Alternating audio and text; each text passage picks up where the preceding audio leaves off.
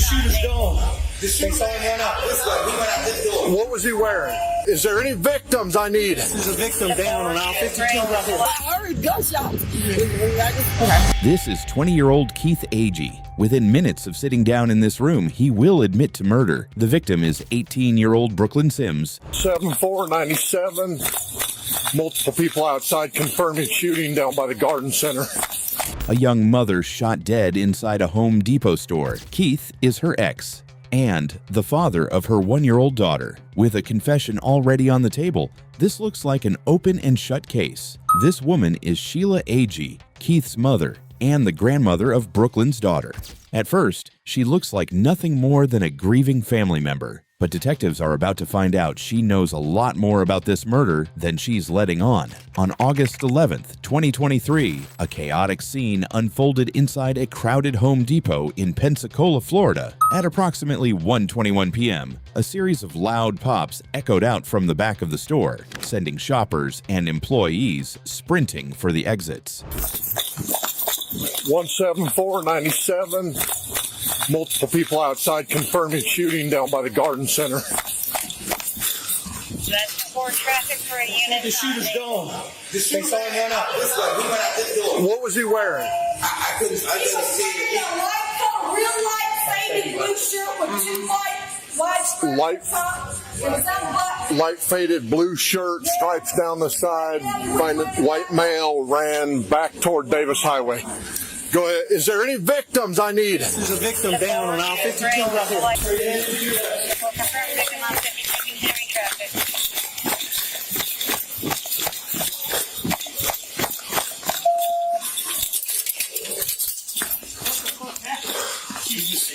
He ran out. She's gone. 174 confirmed signal 7. The victim was 18-year-old Brooklyn Sims. She was a young mother to a 15-month-old daughter working a shift for a contracted inventory company. She had been targeted in the middle of her workday, shot at least 7 times at close range. 2 of Brooklyn's co-workers had also been hit. One grazed across the back, another struck in the hand. Both survived. With the gunman unaccounted for, officers evacuated the store and began sweeping it. Outside, witnesses began telling deputies what they'd seen, one by one. You got her. Okay. What happened? Okay. What'd you got? That's my truck right there. I was Okay. using my truck. I just loaded up. I started the truck. I saw the guy run around the corner. He had on a blue jacket, black male, What's his name? 25 to 30, 6'1", slim build. He had a Glock 19 in this hand running. And when I saw the Glock, I'm like, oh shit.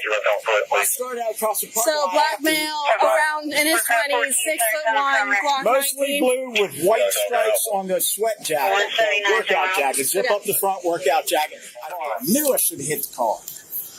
It's none of this is your fault. None of this is Should your have fault. hit the car. Does anybody want to go and look at the exact where he ran in case he threw the gun? Yeah, we got a million people. We got dogs coming. We got the whole thing. This witness had been loading his truck when the shooter sprinted past him, close enough that he nearly ran him down with his vehicle. He watched the man escape in a waiting car. I'm on aisle 1. They're like on this way behind me.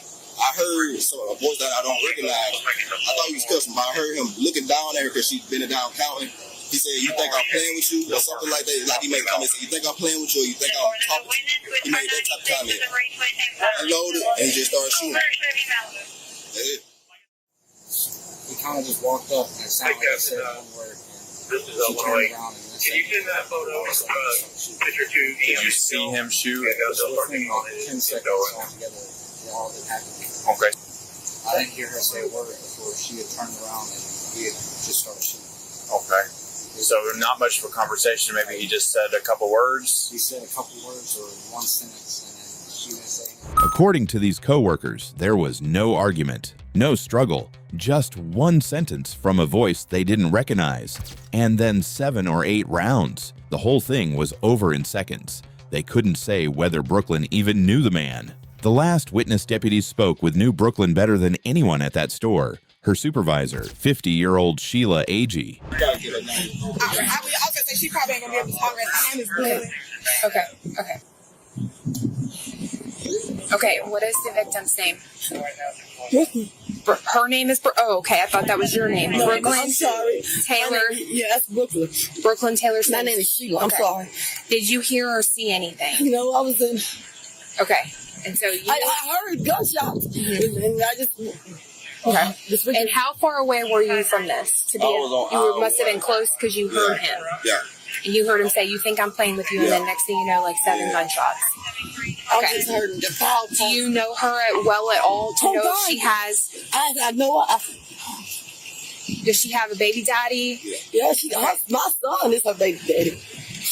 Your son is her child. Have they been having issues? No. Okay, what's your son's name? Keith. Are they broken up? Oh, they hadn't been together in years. But they have children together. One baby. They hadn't been together since the baby was born. And they don't have any issues? Blackmail your son? No? Okay. Sheila told officers there were no problems between her son and Brooklyn, and that her son wasn't even a black male. But just as she was about to fill out her written statement, everything stopped. Somebody, EMS! Come here. Hey. All right. Okay. All right. Now! Someone get somebody now! Hey. Breathe. It's okay. We're getting EMS, honey. Okay. Just relax. They're coming. All right. Sheila was treated at the scene and taken away by ambulance, giving no further statement to police that day. Minutes later, while officers were still combing the area, 911 received a call that broke the case open. I'm trying to turn myself in. Okay, where are you at? Pensacola, Alabama. Pensacola, Alabama? Yes, ma'am. I don't know what street I'm on. What are you trying to turn yourself in for? Ma'am? What are you trying to turn yourself in for? I made a mistake. I don't know. Okay. No, you're fine. Just calm down. We'll get someone to help you. Man, look, I threw my gun. I don't have a gun, but I just want them to shoot me. I can't. Okay, you're fine. Are you at a business right now? Can't be trying to tell me in front of the IMAX. That's what you're at the movie theater? That's what it is. Okay, are you in the parking lot of the movie theater? Yes, ma'am. I'm in the parking lot by myself, and no cars around me. They'll see me if they pull over here. Okay. Officers found him waiting in a AMC IMAX theater parking lot, shirt removed to show he was unarmed. Body of water did you go through? Was it that way or was it that way? It was that way? Okay. That's closer to where the car's at? Yeah. Okay, all right. You gonna walk over here? I'll have a seat in the back side of my car. Go ahead and move all that stuff out of the way. But or just throw it right back there and we'll put it in my trunk. You good? The suspect was 20-year-old Keith, Brooklyn's ex-boyfriend, the father of her child, and the son of Sheila, the grieving grandmother who had just told police there were no issues between them. At the station, Keith had already admitted to the shooting, so detectives took a gentler approach, trying to understand why. What we can try to do is, I don't understand. Well, help us. We want to understand, but before that... How about we start with just your name? I don't even know who I'm talking to. How can I understand if I don't even know who you are? Right? I told you who I am. It doesn't matter. Yes, it does. It does too, because I don't want to be talking to no stranger. Nobody cares about me. Nobody gives a fuck. How can nobody give a fuck? We don't even know who your family is to be able to tell anybody. They don't care. After nearly an hour, Keith finally revealed his motive, one nobody in that room saw coming. Keith explained to detectives that he and Brooklyn had spent the entire previous weekend together, acting like a happy family with their 15-month-old daughter. But everything changed that very morning when Keith received a phone call from an urgent care clinic. That morning, a clinic had called to tell him he'd tested positive for an STD. He decided Brooklyn had given it to him. He said he wasn't angry that she'd been with someone else. He was angry that she wouldn't admit it. I just wanted to know if she gave me the STD, which I knew she did. Just wanted her to tell me. Just tell me so I can keep it in so I can calm down.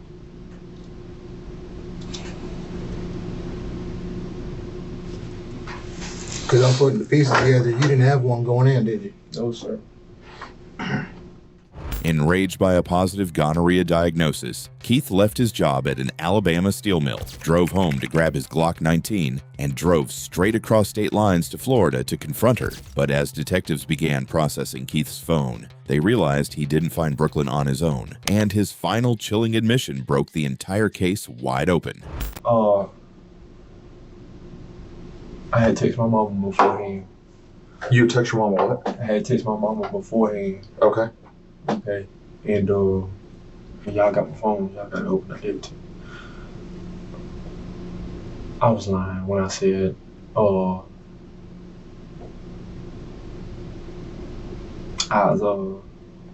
was like, you know what I do? I was like, I'll shoot somebody in front of the police and get away. I was talking shit. All this shit's coming back to me at once. And that was today you text her that? Gotcha. The phone extraction told a story nobody expected. Starting 2 minutes after Keith got his test results, he and Sheila exchanged messages for 2 hours. He told her in writing that he was going to shoot Brooklyn. Sheila didn't call police. She didn't warn Brooklyn. Instead, she told him not to shoot near her car, suggested he not do it in front of the baby, and then sent him the address of the Home Depot. What was your involvement in what happened on Friday? My involvement in what happened? My only involvement in what happened was Keith texted my phone and he said that he was gonna, his thing come back, I think Brooklyn gave him something, but he was gonna let it go, and that's fine.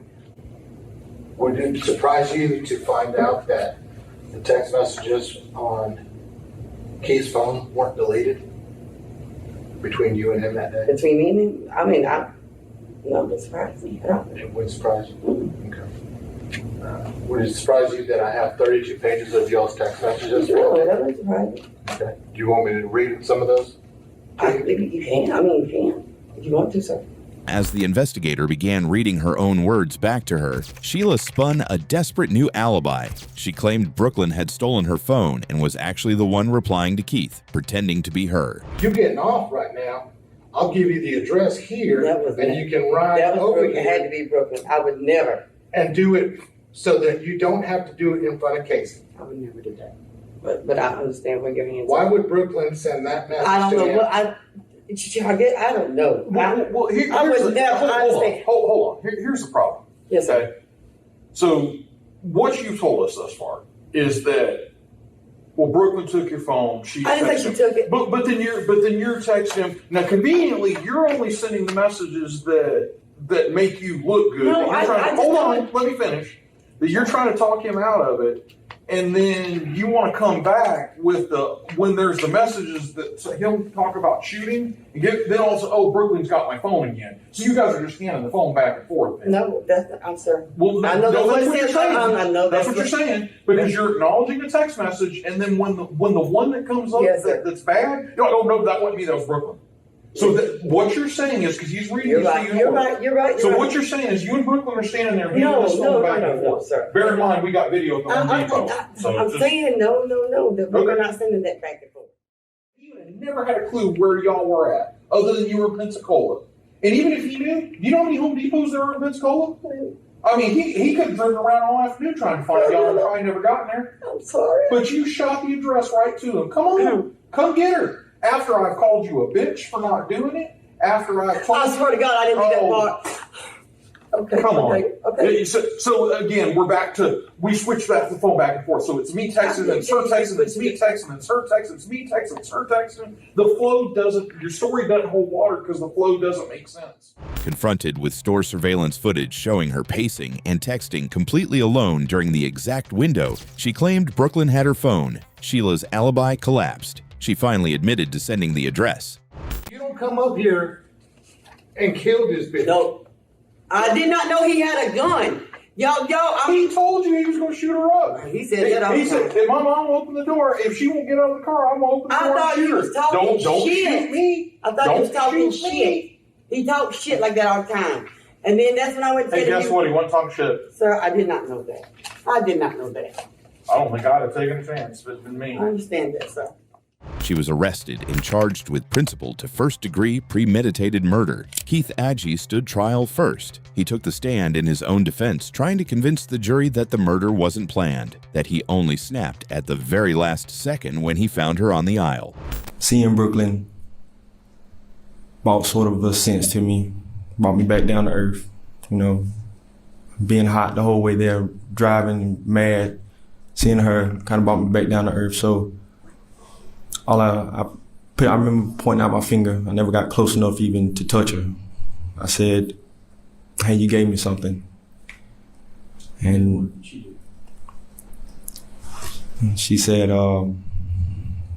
"Not this again," and turned around and proceeded to walk off from me. How did that make you feel? I've never been so mad in my life. What happened next?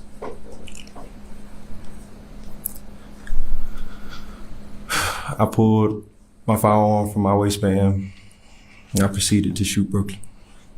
The jury didn't buy it. Keith was found guilty of first-degree premeditated murder and sentenced to life in prison without the possibility of parole. But it was only after his conviction that the most heartbreaking detail of the entire case was made public. State prosecutors revealed text messages Brooklyn had sent to Sheila days prior, including official medical records from a doctor's visit on August 5th. Brooklyn didn't have an STD. Her results were entirely clear. Keith had been seeing other women, meaning the medical condition that drove him to execute the mother of his child was something he had actually contracted from someone else. A second jury convicted Sheila Agee of principal to first-degree murder for guiding her son like a missile straight to his target. Like her son, she was sentenced to life in prison without parole. A completely avoidable tragedy over a medical mistake, leaving a young girl to grow up without a mother, a father, or a grandmother. But what do you think stood out most in this case? Let me know your thoughts in the comments. And if you haven't already, make sure to subscribe for more real crime stories like this one.